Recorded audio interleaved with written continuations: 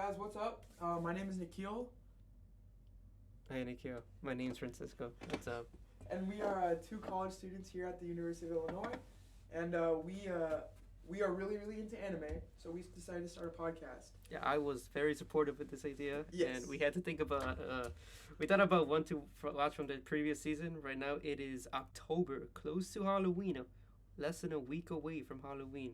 The year is 2019. Recently, this certain anime from Ufotable just finished airing. It's called Demon Slayer. I'm sure you've all heard of it at some point. Or not. It's or cool. Not. It's a really popular anime that's been like hitting mainstream quite a bit. The movie's coming up and the trailer is already dropped for it.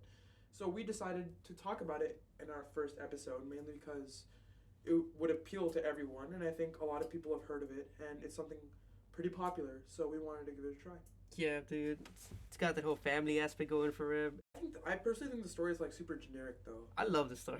Wait, why? It's so simple. It's so lovable. Fucking Tanjiro is Jesus. Okay, in all honesty, Nezuko is like one of the most like lovable characters I've ever seen in like a shonen anime. What a good sister character. Yeah, she's a great sister character, but I feel like it's like I definitely don't expect it to be realistic because this is about demons in a world of like where demons exist, which is very fantasy-ish. Yeah, what time period is it? It's like 1920, right? Yeah, during it's the like, time. it's so early 1900s, cool. if I'm not wrong. Early 1800s, early 1900s. Like you got the whole mix of like Japan industrializing, and you got the lights going on. Yeah, I think it's really It's cool sick. that they incorporate like fantasy elements and the fact that it's like the industrial revolution that's going on in Japan at the moment.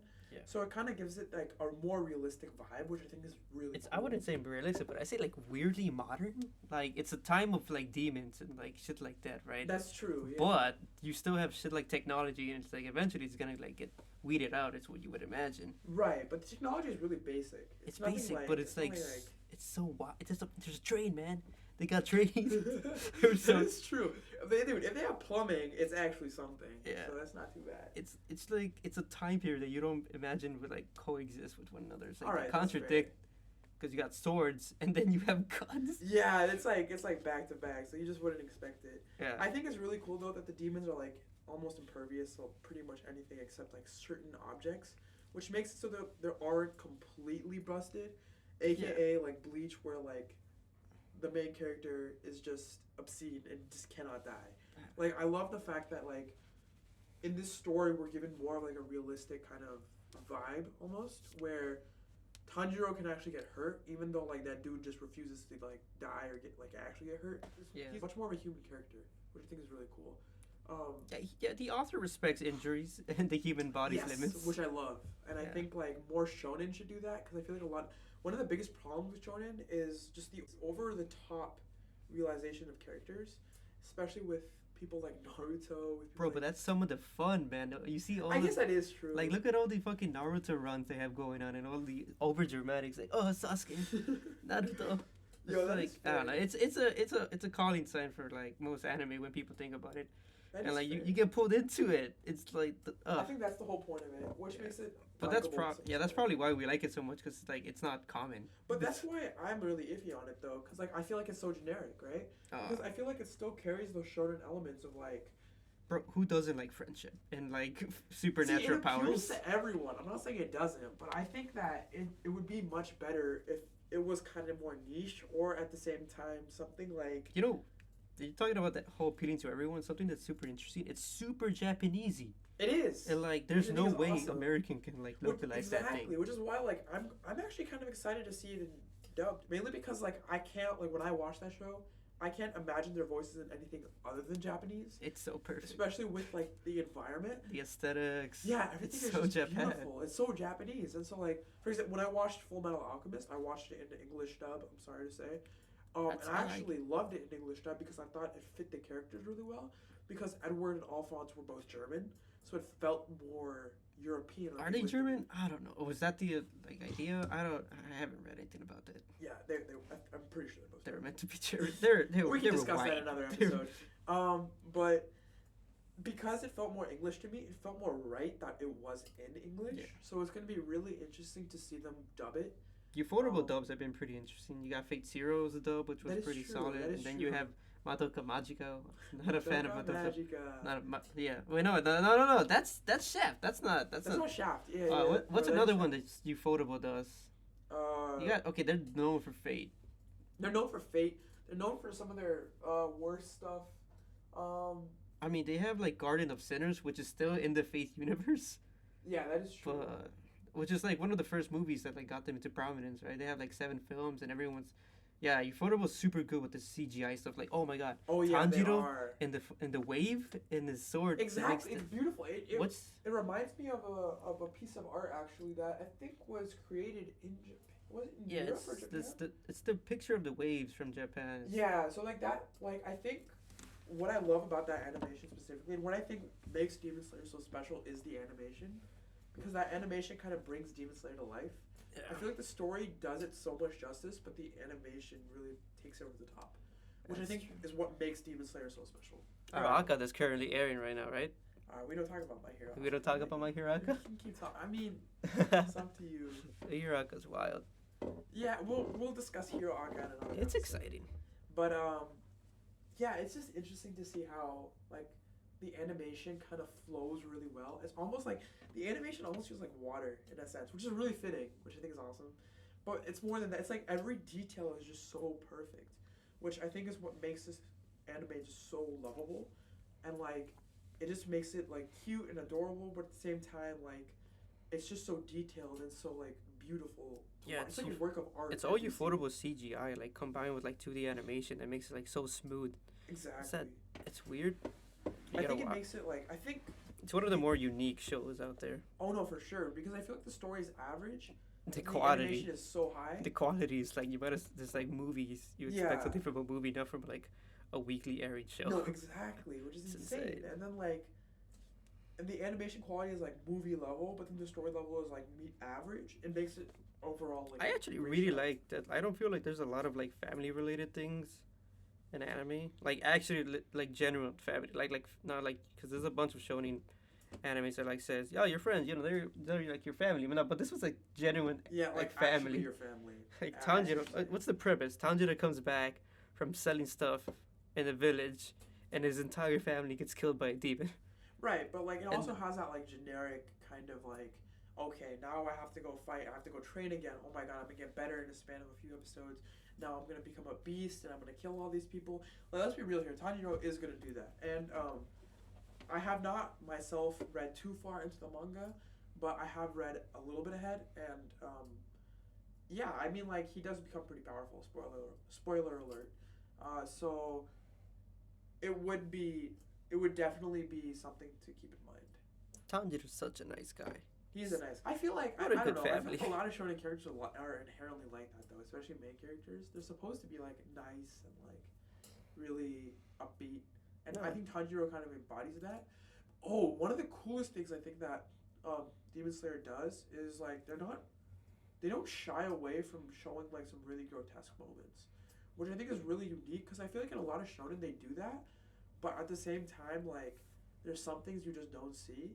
But in Demon Slayer, they don't really shy away from that. So you see like a disembodied head or like. Oh, bro, I wouldn't know, man. I've been desensitized so much that like at this point it's like it's a disembodied head. Yeah, it is what it is. By the way, this is a huge. Before we continue, I should have said this at the beginning. All of this is a big spoiler alert. If you have not watched Demon Slayer, please don't listen to this podcast until you have. I don't even think we like mentioned anything like specific. You just kept mentioning it. It's like, yo, the story's pretty generic. Don't worry about it. Just look at how pretty it is. I mean, like, I really like it, man. I think once we get more into detail, then just a word of warning from here on out, we're gonna really analyze a specific episode. So if you have not watched Demon Slayer, a word of warning, I would recommend stopping this podcast, watching the episode, and then listening to the rest of the podcast. That was the most advised. They might just watch it because there's so much stuff on Twitter.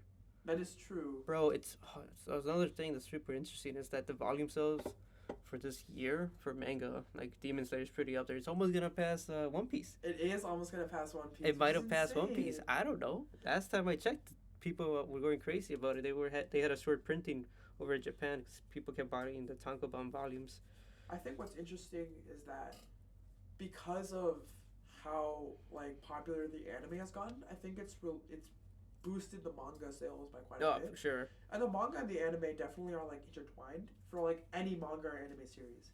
So this goes for movies too. For example, for like Marvel movies, because of the increase in sales for Marvel and Marvel movies and whatnot, comic book sales have increased as well, which is pretty cool to see. And a lot of people are getting more and more into it. And it's becoming more and more part of our culture.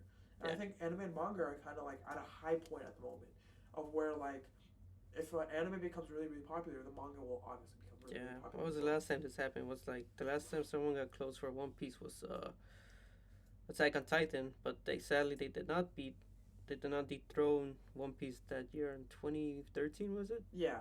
They got close, but One Piece is a titan in of itself. Again, that is for a future episode that we will talk about.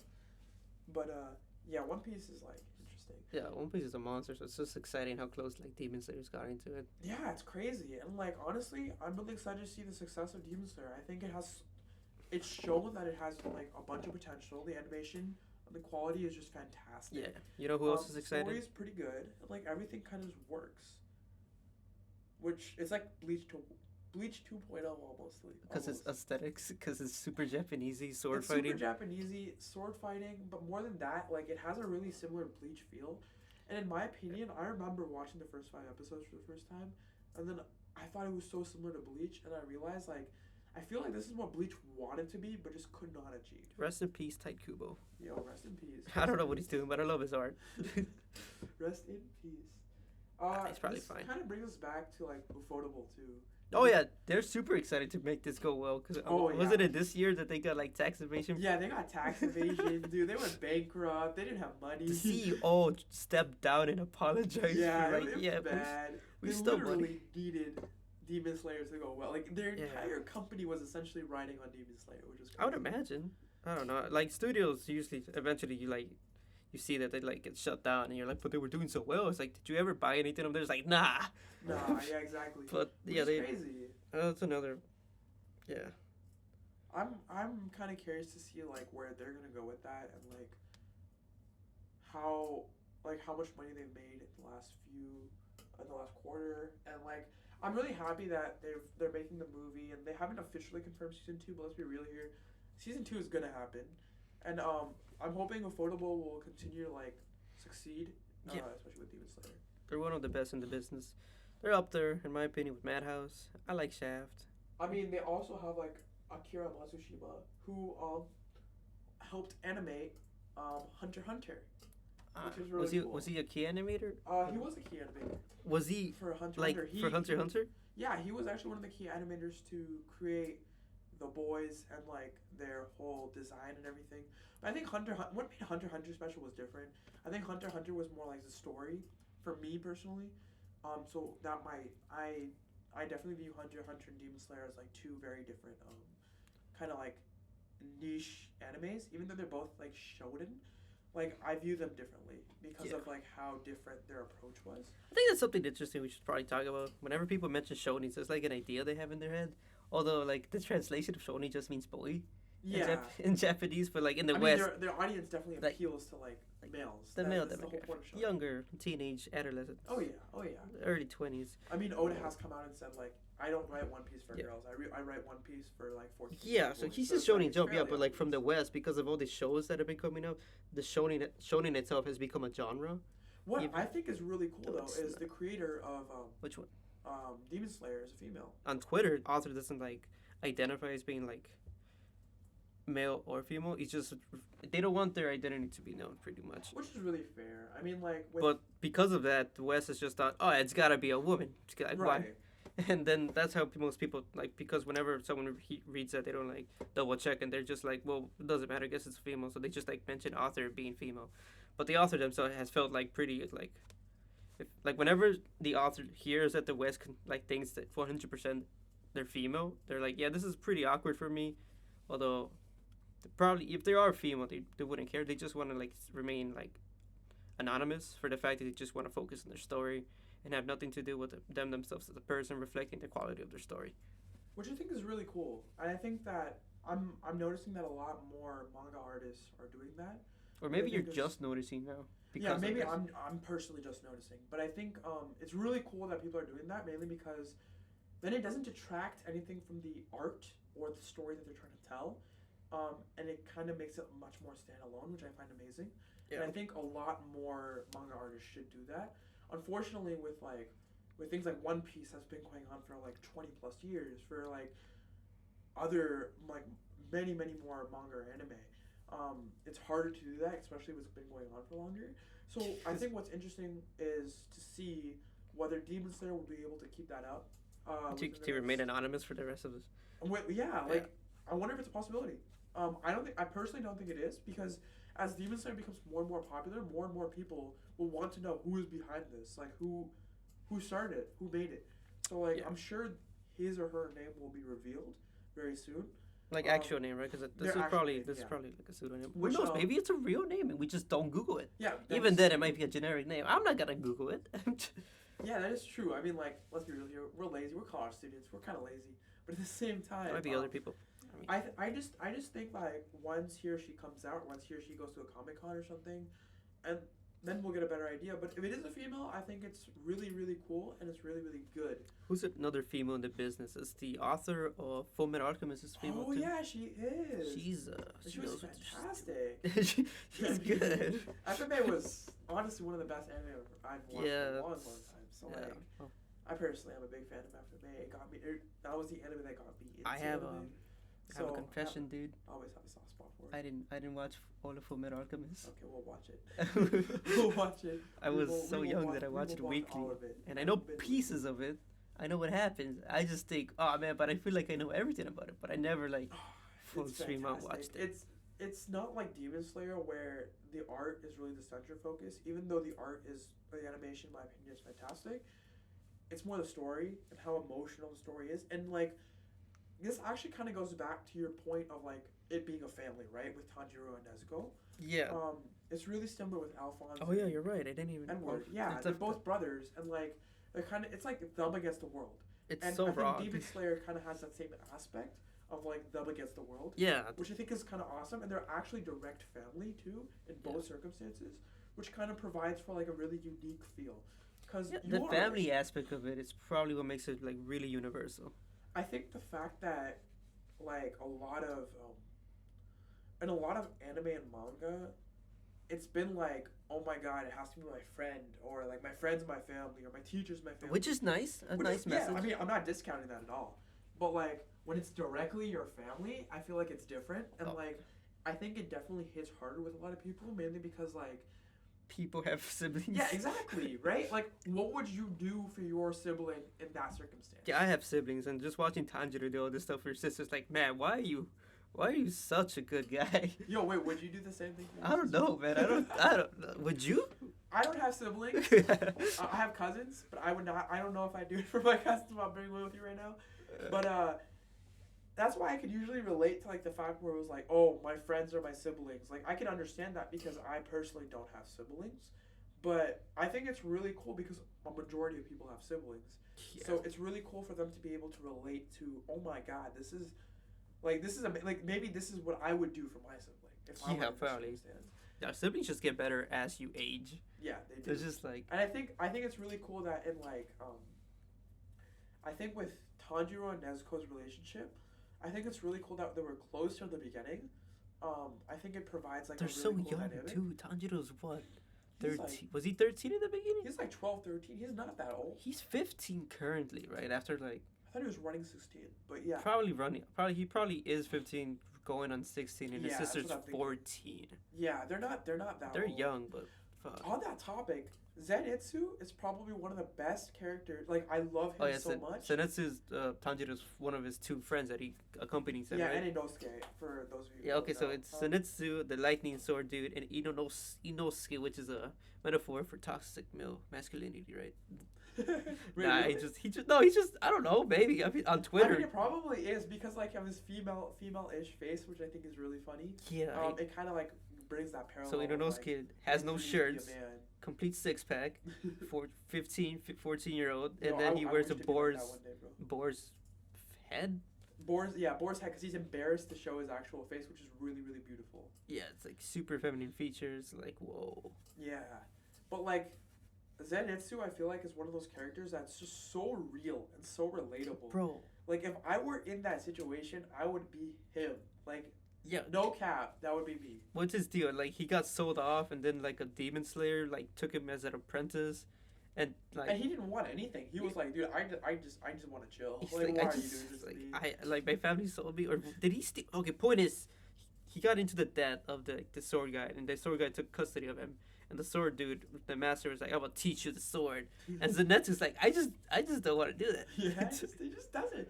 And I think it's really cool that like he's like always scared to go into like new battles and stuff. Because I feel like, let's be real here, that would be any one of us. Like if any one of us were put in that situation, I would be the exact same way. I think one of the best introductions we've gotten of him was when Tanjiro was walking across the field and he was like begging a girl to marry him.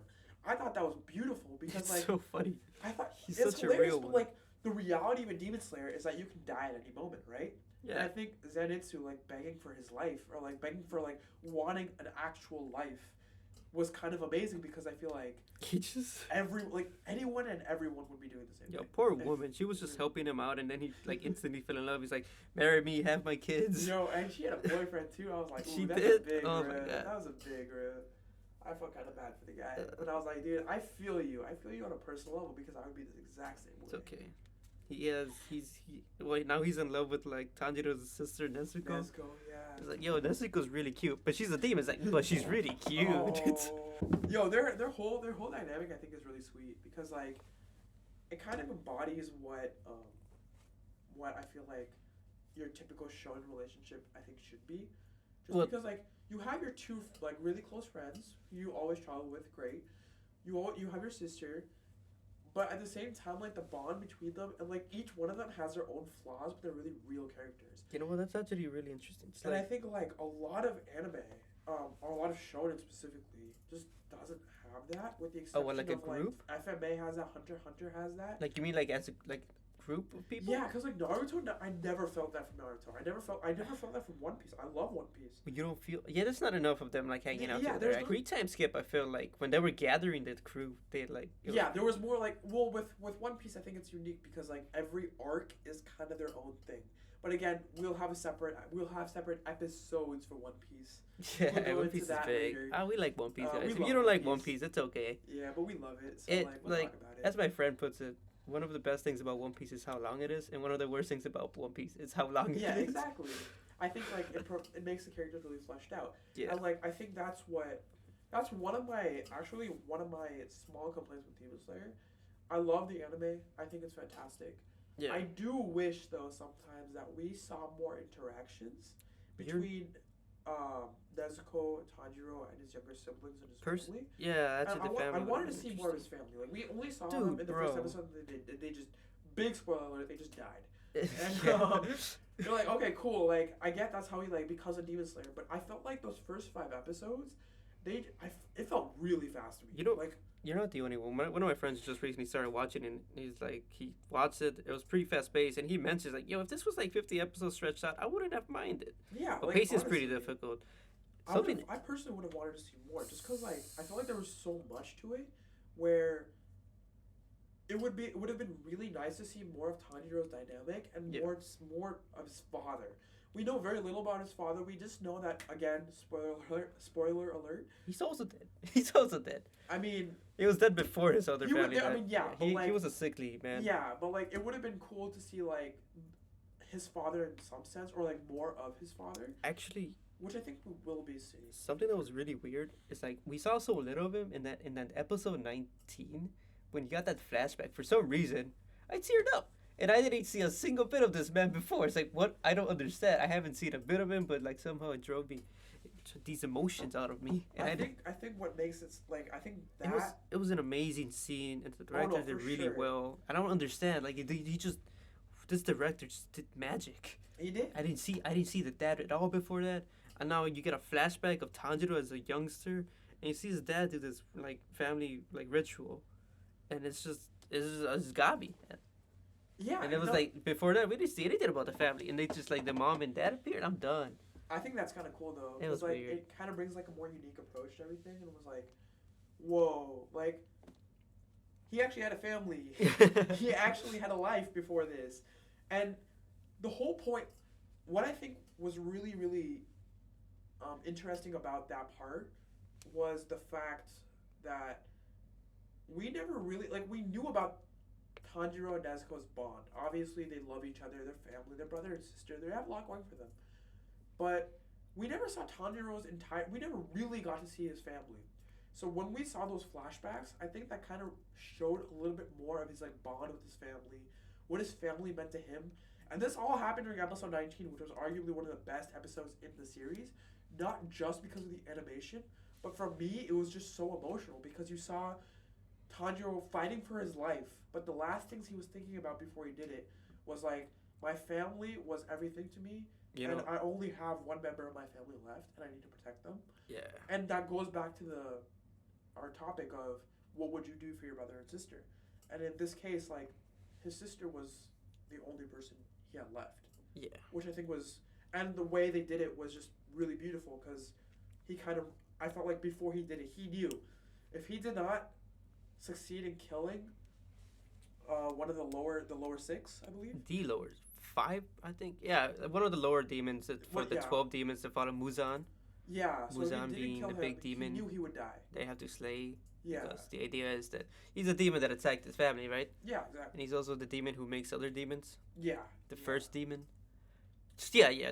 By the way, they're going on an adventure to turn his sister into a human. Yeah. Yeah. If you haven't already gathered, I hope you have. Yeah. If you just thought he was going around just killing other demons out of him being just a revengeful guy, no, he's a really nice dude. Yeah. So I think it's really cool that they kind of play off the whole family trope, and I think it's kind of nice because it provides a more human aspect to Tanjiro that I think a lot of main characters and a lot of shonen just don't have. Yeah. And going off of that too, I love how after every time that Tanjiro battles a demon, he learns a little bit about that demon. Yeah. So he learns what they were like in real life, what they were like as humans, what they did to become demons, why they became demons. I think that not very many shonens, save a few, really humanize their villains. They're all disposable. Yeah, they're all disposable. Naruto's a big example of this. Oh, poor Naruto. Bleach, huge example of this. I love Bleach, but yeah. But like, I just think like that the fact that we can see the villains actually as humans, or they were actually good people, makes it a really unique experience. No, they weren't even good people. They were just mad people. They're just. Well, some of them were really good though, right? Wasn't I think that one of the boys. The music dude. Music? Oh yeah, he was just bullied and stuff. He was bullied. He was like shit on, and he was like, "Well, I can't." And then he got filled with rage. He was basically a failed musician, and he was like, "I don't." And a failed artist too, right? But then I thought it was really cool how at the end Tanjiro was like, "I really like your music," and I was like, "Damn, that got to me," because like, to me that was kind of like, it wasn't just wholesome, but it was almost full circle, which I think was kind of cool. Yeah. Which I liked. I thought it was really unique. I really do wish more shonen would do that. There's plenty that do it already. You just haven't seen them all. Actually, I only notice on like I only pay attention to good ones. I think it's more. I feel like it's more evident in Demon Slayer. I think it's very evident in Demon Slayer, at least. They definitely do it in a lot of shonen, like 100%. But I think in Demon Slayer, I think it's a very, very brought up trait in Tanjiro, which makes him all the more likable. He's a nice guy. I miss Tanjiro.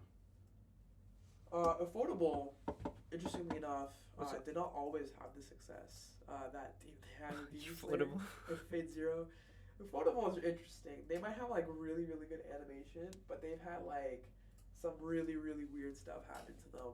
Like, I mean, this year they had like the whole tax scandal. The president stepped down. He apologized. Like, I don't even know. Like, I don't know how Ufotable like got it. Bro, I'd like to talk more about Ufotable and their other stuff. It's super interesting. Because I like their stuff. Talk about it. No, later. This is, like, no, the other anime, like Fate Zero and stuff. Like, in the Garden of Sinners. The Garden of Sinners being a urban supernatural fantasy series about psychological problems and talk. I think the first episode was about suicide, or the first movie. Oh, damn. It was like, yeah, a lot of people can actually enjoy those series of movies because it's so slow paced. Yeah. They're so slow. I would not recommend this to people, but it's nice. I watched it. Movie 5 was probably the best. Interesting. I haven't watched all of Ufotable's content. Bro, you haven't but even seen Fate Zero. I have not. But you Fate did. Zero is on my list. Fate Zero author, the writer of Fate Zero is Gen Urobuchi, and we recently saw Madoka Magica, right? I did recently see my wrote Madoka by the Magica. same guy. Spoiler alert: we will be talking about that anime very soon. Bro, next episode, and I think that should be it. Next episode, yeah. Yeah. Yeah. Next episode will probably be Madoka. Yeah, Magica. So yeah, we're talking about Madoka Magica next episode. Gen Urobuchi. That guy likes to kill people and have his characters represent concepts. That's the big part of him that makes him a pretty noticeable. I think that's going to be a really interesting episode to talk about. And it's really funny how Ufotable has had like terrible anime, but then they've had like. Have they had their wait? Which was one of their words? Oh wait, they had God Eater. They had God Eater. They had God Eater, which was god awful. They're usually how bad it was. Ufotable was usually really good at like mixing CGI with like traditional 2D animation, but like God Eater was just awful CGI. Exactly, and I think it's really interesting with Ufotable how like they have like such a huge disparity of. It might be because of really there's bad, like really specific people that they need on board on certain like projects they don't always have, and we don't know those names. That is true. And if we did know those names, we can know it's good, but we don't. Yeah, we're figuring that too. Yeah, but Ufotable style is definitely like mixing CGI with them. If they don't have that, it's not Ufotable. Yeah, I think Ufotable is very known for their CGI. It's what makes it. It definitely what makes them a lot more special. All right, well, I think we're done, guys. We this was an interesting discussion. Hope you guys enjoyed. But this mostly us talking about like how we like time. Huge credits. We did do some research, so we did take some blogs and we did whatnot. So I'd love to give credit to comicbook.com for one of their anime articles. A huge shout out. I'm sorry to Sakuga. The Sakuga blog. They were fantastic. They have really in-depth analyzations of Demon Slayer and many other anime. Yeah, Sakuga Blood's good to go if you want to like flex your random anime knowledge. Yeah, if you want to like impress your friends and be like, yo, what up? Like, I know everything about Demon Slayer. Like, I know why this episode was pretty. I can tell you. It's like, just go there. If you want to know like everything, definitely check that blog out. It's fantastic. We pulled out a lot from there, along with some other blogs. So I would highly recommend checking out Sakuga. Excellent blog. Can't speak more highly of it. We also pulled from AnimeMojo.com. This was more for the whole scandal with Ufotable and it's really the tax just evasion funny. stuff, which we thought was funny. hilarious. Definitely give it a look at if you have time. Ufotable's whole history is quite interesting, so it's definitely worth looking at if you get the chance. So our next episode will be about Madoka Magica. What is Madoka Magica? That's a good question. It's about magical girls. Okay, like that might be a little like out there. What are you talking about? I love magical. I watch Sailor Moon. Okay, chill. I did it actually. I'm lying. I was actually recommended not to watch Sailor Moon, which was really interesting. But, by who? From a lot of anime conventions I've been to, Sailor Moon is like everywhere, so it's like, But Madoka Magica is quite a good anime. It's about magical girls with a twist. We will be talking about Madoka Magica and the concepts and like theories and what the director and what the author was trying to portray in the manga and the anime. Yeah, actually, he's just a writer, by the way. It's an original. It is an original, yes. Yeah, that's when they were. Yeah, okay, we'll get into that later. Yeah, we'll get into next episode for next time. And thank you so much for watching. Hope you guys have a good one. Expect the next episode within the next 2 weeks. Or more. I'm not making promises. We can't make promises, but like, let's try to get it within the next 2 weeks. Bye. All right, bye guys.